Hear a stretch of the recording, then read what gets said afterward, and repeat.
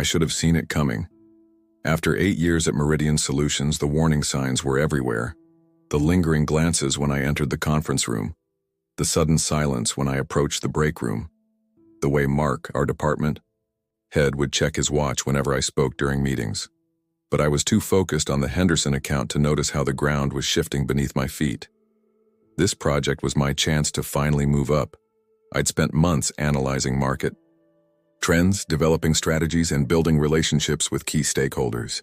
I'd sacrificed weekends, missed my daughter's soccer games, and postponed our family vacation twice. The presentation was tomorrow, and I was running through my slides one last time when Lisa from HR appeared at my cubicle. "Do you have a minute, James?" Her voice was softer than usual, her smile not quite reaching her eyes. We walked to a small meeting room I didn't even know existed, tucked away in a corner of the building I rarely visited. Mark was already there, along with someone from legal whose name I couldn't remember. The air felt heavy, almost solid. "We've decided to move in a different direction with the Henderson account," Mark said, not quite meeting my eyes. "Effective, immediately." I sat there, stunned into silence as they explained how they'd reassessed team dynamics and determined that Rachel, my colleague of 3 years, who I'd personally mentored, would be taking over my presentation. The same presentation I had built from nothing. The same presentation that contained my ideas, my research, my voice. "This isn't a reflection on your performance," Lisa assured me, but we both knew that was a lie. Everything at Meridian was a reflection on performance. I wanted to scream. I wanted to flip the table. I wanted to march straight to Henderson's office and tell them what was happening.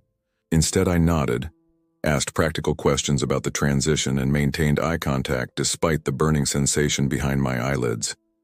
When I returned to my desk, Rachel was already there, scrolling through my files on the shared drive. She at least had the decency to look uncomfortable. "James, You'll want to focus on the third quarter projections," I interrupted, my voice steady despite the storm raging inside me. "They're particularly interested in Asian market expansion. I have notes on their board members' preferences in the appendix." She nodded, relief washing over her face at my apparent acceptance. "Thanks, and I want you to know I didn't ask for this." Maybe she hadn't, but she hadn't refused it either. I packed my personal items, a framed photo of my family, a mug my son had painted, a small plant that had somehow survived years of neglect, into a cardboard box while colleagues pretended not to watch. Some shot sympathetic glances, others seemed to be studying how a person behaves when they're being methodically sidelined. That night, I sat in my car in the driveway for nearly an hour before going inside. How would I tell Sarah that the promotion we'd been counting on, the one that would finally let us renovate the kitchen and start saving properly for the kids' college funds, wasn't coming? How could I explain that 8 years of loyalty meant nothing in the face of whatever office politics I'd failed to navigate? When I finally walked in, Sarah took one look at my face and knew. She didn't ask questions, just poured me a drink and sat beside me on our worn couch, her hand resting gently on mine. "What are you going to do?" she asked finally.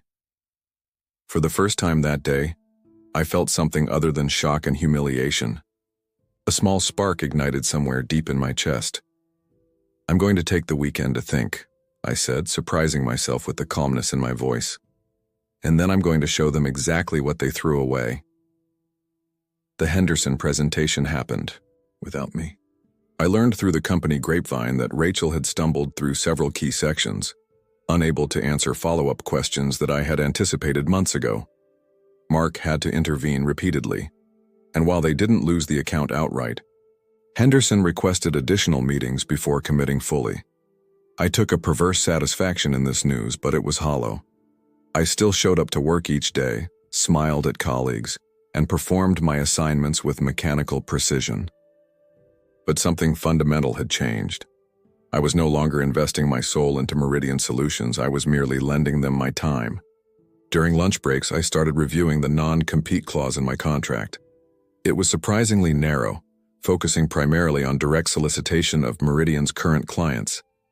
It said nothing about pursuing similar industries or even former clients who had severed ties with the company. I'd never paid much attention to these details before. Loyalty had made such considerations seem unnecessary. 3 weeks after the Henderson incident, I received an unexpected call from David Chen, a former client who had moved to Apex Industries the previous year. We'd always had a good rapport, and he'd reached out occasionally for informal advice. "I heard what happened," he said without preamble. "Meridian's loss could be Apex's gain. We're expanding our consultancy division and need someone who understands the landscape, someone with your experience." The offer he described was compelling. Better, salary, equity options, and most importantly, the freedom to build my own team. Yet something held me back from accepting immediately. "I appreciate it, David, but I need to think about this carefully." That evening, I drove to a small cafe across town, far from where any Meridian employees might venture. Thomas was already waiting, nursing a cup of coffee and checking his watch. Some habits from his military days never faded. As Meridian's head of IT infrastructure for the past decade, Thomas knew every system, every password, and every vulnerability. He was also the only person who'd sent me a message of support after the Henderson debacle. "You're considering leaving," he stated rather than asked as I sat down. "I've had an offer." He nodded, unsurprised. "They're making more mistakes than just sidelining you. The new system implementation is a disaster. Security protocols being ignored. Client data vulnerability issues swept under the rug." My eyebrows raised. "That's serious?" "I've documented everything, reported through proper channels." Mark's response was to limit my access and bring in an outside consultant who's more accommodating. Thomas sipped his coffee. "I've got maybe 2 months, before they find a reason to push me out too." We sat in silence for a moment, two dedicated professionals watching their careers at Meridian disintegrate, despite years of faithful service. "What if we didn't just leave?" I said finally, the spark in my chest growing stronger. "What if we built something better?" Over the next 4 hours, fueled by too much caffeine and a shared sense of purpose, we outlined a plan. Not for revenge, though there was certainly an element of satisfaction in the idea, but for redemption. For proving our worth in the most definitive way possible, creating something that Meridian couldn't compete with. I declined David's offer the next day but proposed something different, a strategic partnership between his company and a new consultancy that Thomas and I would establish. Apex would provide initial clients and resources. We would deliver the expertise and innovation that Meridian had failed to recognize. "You realize Mark will come after you with everything he's got when he figures this out," David warned. "By the time he figures it out, it'll be too late," I replied, surprised by my own confidence. In the weeks that followed, I lived a double life. During office hours, I was the model employee, quietly accepting the increasingly mundane assignments thrown my way. Evenings and weekends belonged to our new venture. Thomas secured our digital infrastructure while I reached out to potential team members, not just from Meridian, but from across the industry. Sarah transformed our garage into a makeshift office, working alongside me late into the night on business plans and marketing strategies. "You seem different," she observed one evening as we finalized our company logo. "More alive." I realized she was right. The humiliation that had weighed me down was transforming into determination. The rejection had freed me from seeking Meridian's approval. For the first time in years, I was creating something on my own terms, without compromise. The day I submitted my resignation letter, Mark barely looked up from his computer. 2 weeks. Notice is standard," he muttered, already dismissing me from his thoughts. "Actually," I replied, placing my company badge on his desk, "today is my last day. My contract allows for immediate departure with forfeiture of certain benefits. I've already cleared it with HR." That got his attention. His head snapped up, eyes narrowing. "Where are you going?" I smiled, not out of malice but genuine optimism. Somewhere new. Catalyst Consulting opened its doors with little fanfare, just a modest website and a small office space in a converted industrial building across town. Our team consisted of 6 core members, Thomas and I, plus 4 carefully selected professionals who shared our vision of how business consulting should work. 2 came from Meridian, having quietly submitted their resignations a week after mine. The others brought fresh perspectives from competitors. We started small with 3 clients secured through David's connections at Apex. Our approach was hands-on, collaborative, and transparent. Everything Meridian had once been before corporate growth became their singular focus. Each project was personal to us. We weren't just building a business, we were building our reputation. The first 3 months passed in a blur of 18-hour days, improvised solutions, and the particular brand of panic that comes with realizing you're now responsible for not just your own livelihood, but others as well. Sarah stepped in as our temporary office manager, bringing order to our chaotic processes while maintaining her own job. We converted our dining room into a strategy center, with the kids learning to whisper when Mom and Dad were doing important work stuff. I heard nothing from Meridian during this time. According to former colleagues who occasionally met me for coffee, Mark had dismissed my departure as inconsequential. "We lose consultants all the time," he reportedly said in a department meeting. "The company is bigger than any individual." Then came our first significant victory. Henderson Enterprises, the very client whose account had been taken from me, was dissatisfied with Meridian's handling of their Asian market expansion. Their regional director reached out after hearing about our work through industry channels. "We need someone who actually understands our business model," she explained during our initial meeting. "Not someone who presents glossy slides with no substance behind them." We didn't immediately win their entire account. Trust had to be earned, but they gave us a trial project, developing a market entry strategy for Singapore and Malaysia. We threw ourselves into the work, leveraging Thomas's technical expertise to create detailed analytics dashboards that gave Henderson real-time insights into regional market fluctuations. When we delivered our findings 2 weeks ahead of schedule, with actionable recommendations backed by data Meridian hadn't even considered relevant, Henderson's board was impressed enough to assign us a second, larger project. The regional director sent me a personal email that simply read, "This is what we wanted all along." Word travels fast in our industry. By our 5th month, we were fielding inquiries from potential clients who had previously been loyal to Meridian. We were careful not to directly solicit anyone still under contract with my former employer. Legal boundaries had to be respected, but we never turned away those who came to us of their own accord. It was during this period that I received my first contact from Meridian since leaving. Not from Mark or HR, but from Rachel of all people. "Can we meet?" her text read. Unofficially. We chose a coffee shop near the university, neutral territory, where we were unlikely to encounter mutual acquaintances. Rachel looked exhausted. The confident demeanor she'd cultivated at Meridian replaced by something more fragile. "They're saying you stole proprietary information," she said, after we'd exchanged awkward pleasantries. "That you're using Meridian's methodologies and client insights to undercut them." I felt a flash of anger but kept my expression neutral. Every methodology we use was either developed from scratch or is standard industry practice. As for clients, they're free to work with whomever they choose. She nodded, seemingly relieved. "That's what I thought. But Mark is building a case. He's pulled me into meetings with legal 3 times this week." "Why are you telling me this?" Rachel stared into her untouched coffee. "Because I was wrong. To take your presentation." "Because they're doing the same thing to me now that they did to you then." She explained how after a brief period of favor, she'd found herself gradually sidelined, her ideas attributed to others, her concerns dismissed. The Henderson account failure had been blamed entirely on her, despite Mark's interference. Now, she was being asked to provide evidence against me as a demonstration of loyalty. "I won't do it," she said with unexpected firmness, "and I wanted you to know what's coming." I thanked her for the warning but made no counter-offers, no attempts to recruit her. Whatever happened next between Rachel and Meridian had to be her choice, not influenced by me.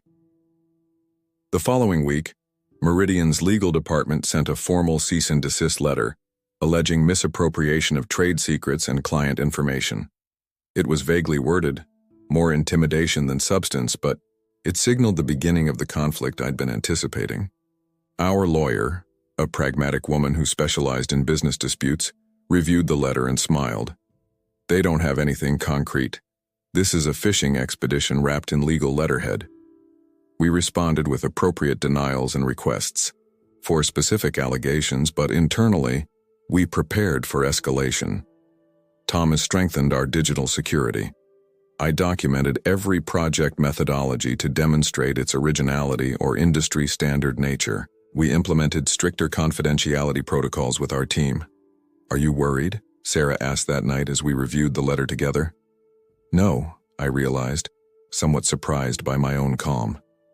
They wouldn't bother with this if we weren't, making them nervous. We've grown enough to register on their radar. She studied my face with the particular intensity that came from 16 years of marriage. "This is about more than proving them wrong now, isn't it?" I considered her question carefully. The initial drive to vindicate myself had evolved into something more meaningful. "It's about building something worthwhile," I said finally. "Something that reflects what I actually believe in." The cease and desist letter wasn't the earthquake I'd been expecting from Meridian. It was just the first tremor. But it confirmed what I'd suspected. The ground was shifting under their feet too. 9 months into our venture, Catalyst had grown to 15 employees and moved to a proper office downtown. Our client base had expanded beyond our initial expectations, with projects spanning 4 countries.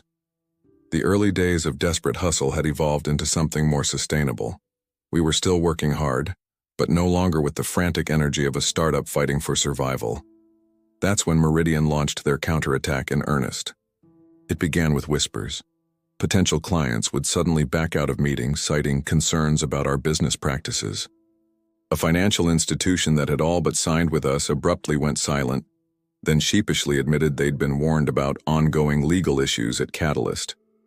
A technology firm canceled our contract mid-project after receiving what they described as troubling information about data security protocols.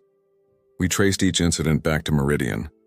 Mark had apparently dedicated significant resources to undermining our reputation, creating a shadow campaign of doubt around our fledgling company. It was sophisticated, strategic, and infuriatingly effective. "We need to respond," Thomas argued during an emergency meeting in our conference room. "Send a formal complaint to their board. Threaten legal action for defamation." Eliza, our newest team member and former litigation specialist, shook her head. "That's exactly what they want. A public fight legitimizes their whisper campaign and makes potential clients see us as risky, regardless of who's right." I knew she was correct, but inaction felt like surrender. For 3 days, I barely slept, cycling through scenarios, weighing options, seeking a path that wouldn't play into Mark's strategy. The answer came from an unexpected source. Sarah found me in the kitchen at 3 a.m., staring blankly at spreadsheets that had long since blurred before my eyes. "You're missing what makes you different from them," she said, sliding a fresh cup of coffee across the counter. "They're fighting dirty because that's all they know. But you built Catalyst to be better, not just more successful." Her words crystallized something I'd been circling around. We couldn't beat Meridian by becoming what we despised about them. The way forward had to align with why we'd started this journey in the first place. The next morning, I gathered the team. "We're going to respond with radical transparency," I announced. "Every methodology, every process, every security protocol, we're going to document it all and make it publicly available through our website." My colleagues exchanged uncertain glances. "Won't that just give Meridian more ammunition?" Thomas questioned. "Or worse, give competitors our playbook?" Eliza added. "It will show we have nothing to hide," I countered. "And yes, others could copy our methods, but they can't copy our people or our relationships. Our value isn't in secret formulas. It's in how we execute and who we are." We spent the next 2 weeks creating detailed documentation of every aspect of our business that didn't compromise client confidentiality. Our security protocols, our project management frameworks, our ethics policies, all laid bare for public scrutiny. We included case studies with metrics and outcomes, anonymizing client details while showcasing our results.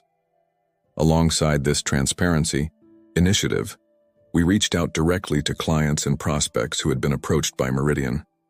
Rather than defending against vague accusations, we invited them to audit our practices, examine our methods, and speak with our team. If they had specific concerns, we addressed them directly rather than dismissively. The strategy was risky. Several team members remained skeptical, worried we were exposing ourselves to further attacks or even industrial espionage. But as the weeks passed, something remarkable happened. Trust began to rebuild. Clients who had wavered returned to discussions. New prospects, impressed by our openness, reached out directly. Most importantly, Meridian's whisper campaign lost its power. Their allegations seemed increasingly hollow against our voluntary disclosure. When they claimed we were hiding something, clients could simply point to our public documentation and ask what specifically contradicted our stated practices. What we hadn't anticipated was how our transparency would affect Meridian internally. Rachel called again, this time to meet in person rather than just warn me over coffee. "Your strategy is creating chaos," she said when we met at a small restaurant on the outskirts of town. "Half the department is questioning why we can't be equally transparent about our methods. The other half is trying to find flaws in your documentation to exploit." "And what about you?" I asked. "Where do you stand?" She fidgeted with her napkin. "I submitted my resignation yesterday. I'm not the only one." Rachel explained that our transparency had forced uncomfortable comparisons within Meridian. Junior consultants were asking questions about discrepancies between what they were told to tell clients and what was actually delivered. Several had reached out to former colleagues now working at Catalyst, seeking honest assessments of the culture. "Mark is furious," she continued. "He's convinced someone's feeding you inside information about clients to approach. He's implementing new surveillance on all internal communications." I felt a strange mix of vindication and concern. We were winning, but Mark's growing paranoia could make him even more dangerous. "What will you do next?" I asked. "I've had offers," she said carefully, "including from some of your competitors." I nodded, understanding her unspoken question. "Catalyst doesn't have a position that would suit your skills right now," I said honestly, "and hiring you directly from Meridian would only validate Mark's accusations." Rather than disappointment, she showed relief. "That's what I hoped you'd say. I need to find my own path, not simply flip sides in someone else's war." As she left, I realized something had fundamentally changed in my own perspective. This wasn't just about proving Meridian wrong anymore, or even about building something better. It had become about changing how business was conducted in our entire industry, creating a model where transparency and integrity weren't just marketing terms but operational realities. The next day, I received a terse email from Meridian's legal department withdrawing their cease and desist letter. No explanation, no apology, just a formal notification that they were no longer pursuing claims against Catalyst. It wasn't surrender. I knew Mark well enough to recognize this as a tactical retreat while he reassessed his strategy. But it was confirmation that our approach had effectively neutralized his first serious attempt to destroy what we'd built. "Round one to us," Thomas said when I showed him the email. "There shouldn't be rounds at all," I replied. "That's the whole point." 18 months after founding Catalyst, I found myself in the gleaming lobby of Westridge Capital, one of the largest investment firms in the city. Their managing director, Eleanor Winters, had requested a meeting through channels so discreet that even Thomas hadn't been informed. "Thank you for coming, Mr. Mitchell," she said, leading me past security to a private conference room with views spanning the financial district. "I appreciate your discretion." Eleanor was a legend in investment circles, brilliant, formidable, and notoriously selective about her meetings. I'd never crossed paths with her during my Meridian days as she operated in financial realms far beyond our consulting scope. "I'll be direct," she continued once we were seated. "Westridge is considering a significant investment in Meridian Solutions." My stomach tightened.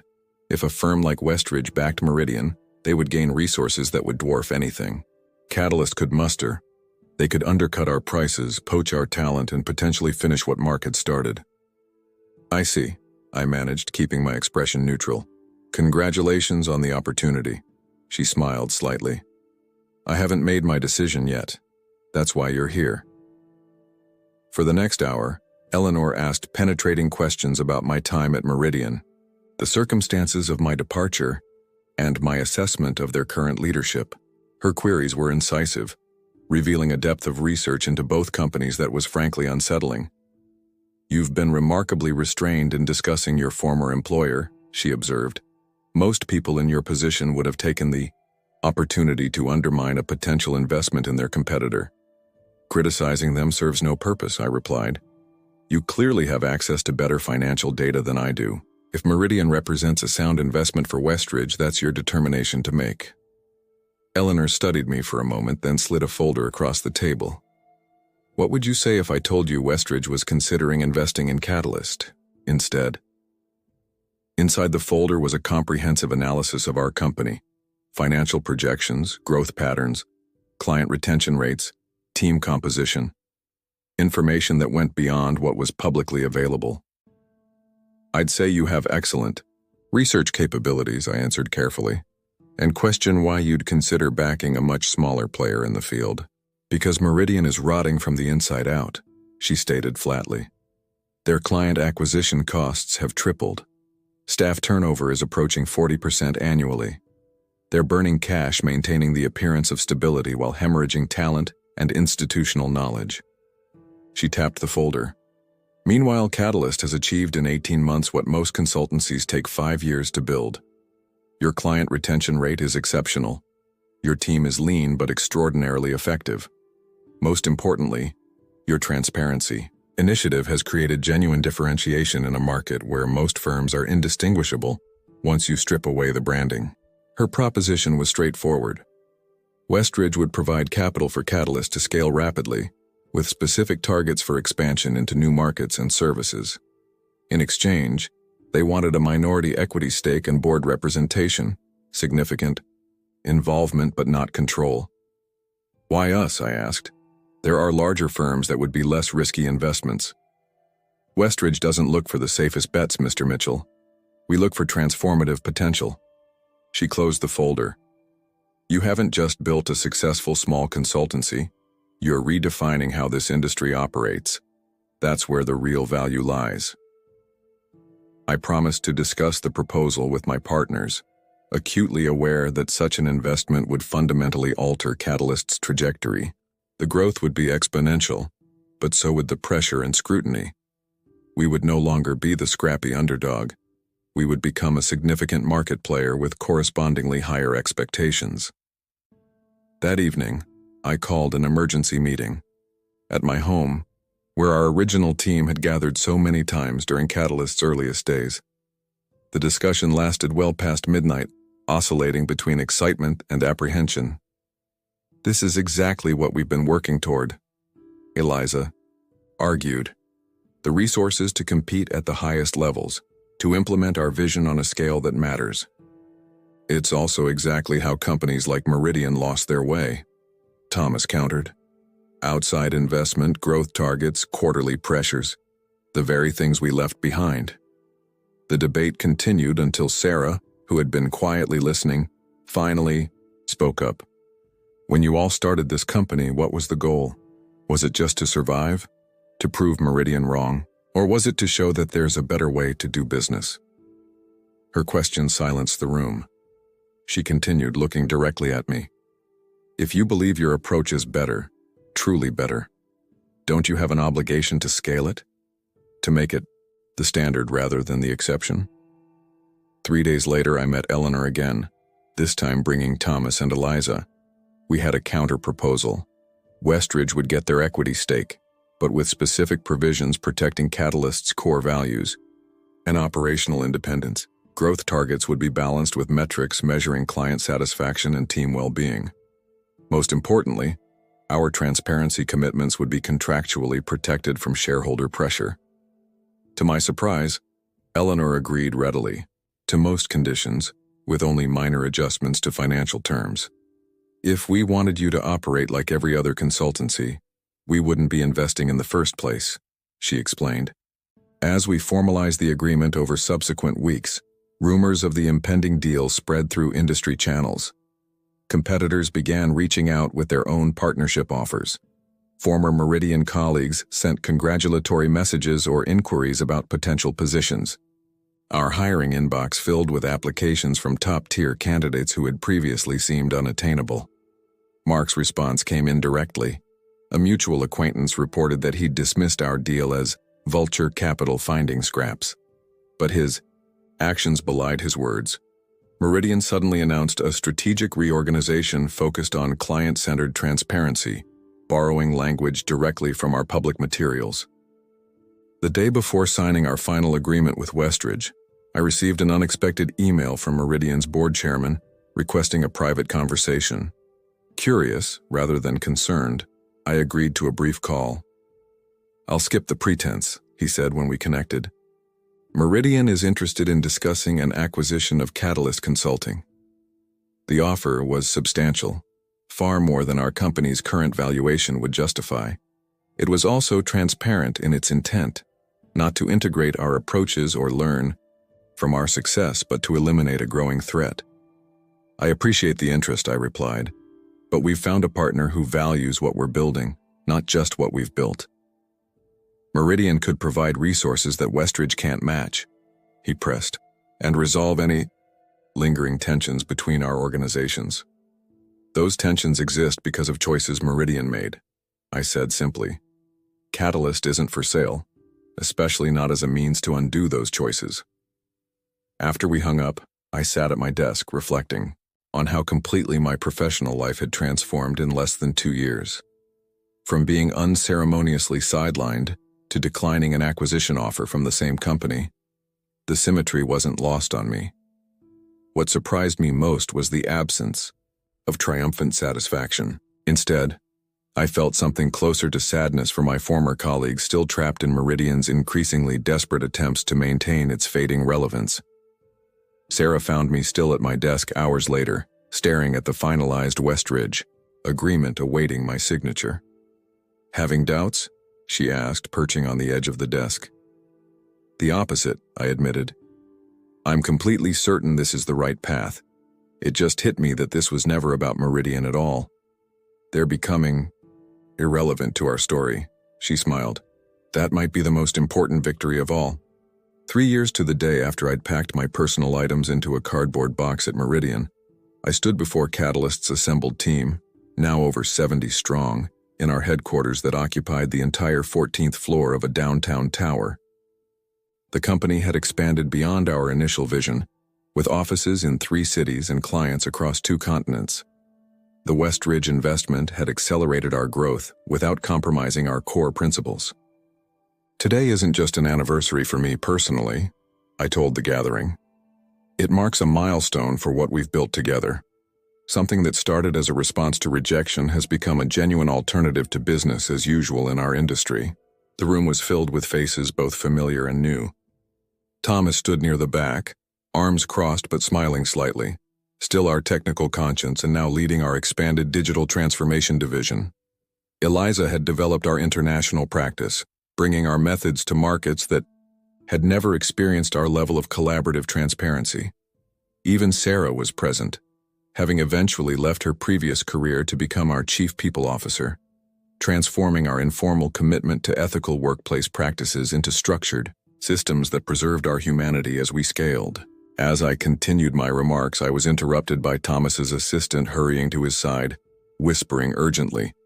Thomas's expression shifted from surprise to grim determination as he stepped out of the room. Moments later, my phone buzzed with a text. "Mark is here, lobby, demanding to see you." I paused, considering how to handle this unexpected development. "I need to step away briefly," I told the team. "Eliza, would you continue the overview of our quarterly results?" In the elevator down to the lobby, I found myself strangely calm. Whatever confrontation Mark had planned, it couldn't touch what we'd built. Catalyst had long since outgrown its origin story as Meridian's rebellious offspring. The man waiting in our reception area barely resembled the confident department head who had sidelined me 3 years earlier. Mark looked haggard, his once immaculate suit slightly rumpled, his posture lacking its characteristic authority. "We need to talk," he said without preamble when he saw me. Privately. I led him to a small conference room off the main lobby, away from curious eyes.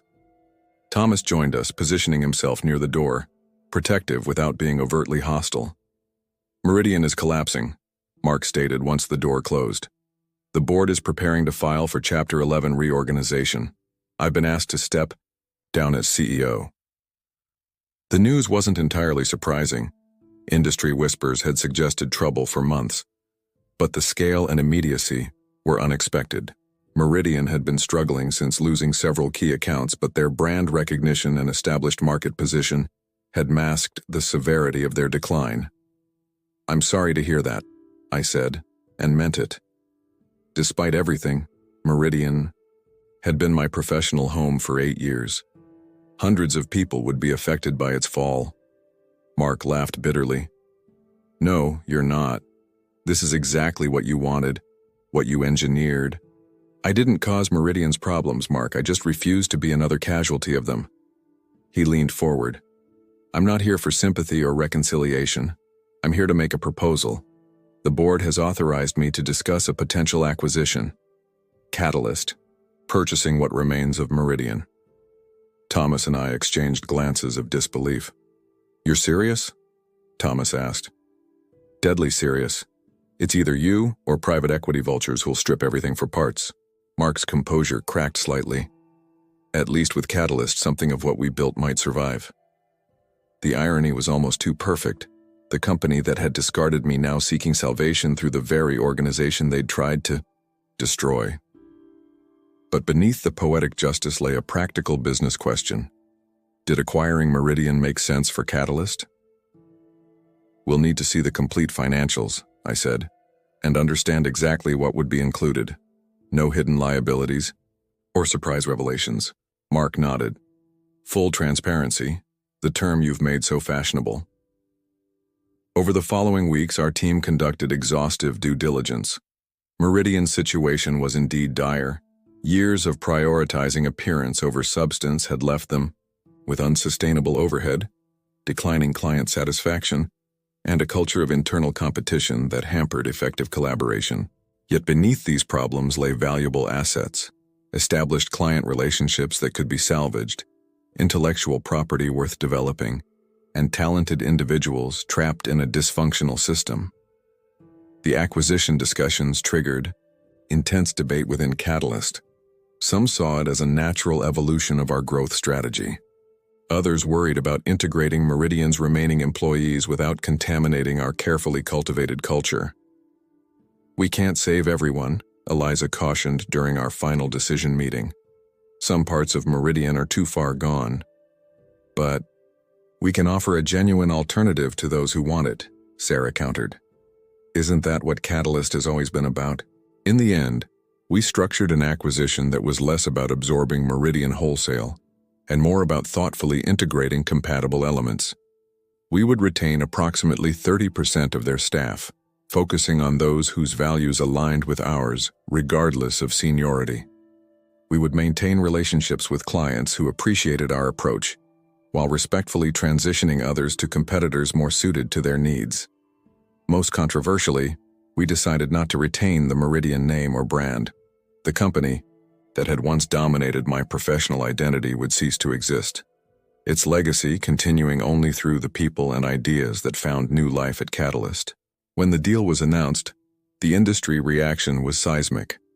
Our competitors scrambled to position themselves as similarly progressive in their approaches. Former colleagues reached out in droves, some seeking positions, others simply expressing amazement at the reversal of fortunes.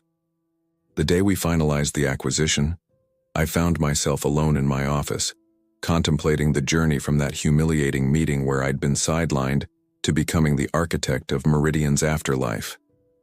I was interrupted by a knock at my door. It was Rachel, now part of the transition team helping to integrate Meridian's systems with ours. "This must feel like vindication," she said, taking a seat across from me. I considered her words carefully. "Actually, It feels more like closure. The company I left doesn't really exist anymore, hasn't for some time. This just makes it official. And Mark? She asked. There are rumors about what happened in your final meeting with him. Mark had indeed made one last attempt to secure his own position, offering information about board members and institutional clients in exchange for a leadership role at Catalyst. I had declined, offering instead a standard position based solely on his actual skills, without special accommodation for his former status. He had refused and left the process entirely. Mark made choices consistent with his priorities, I answered diplomatically, just as we all do. After Rachel left, I walked through our office, observing the controlled chaos of integration. Former Meridian employees sat alongside Catalyst veterans, learning new systems and approaches.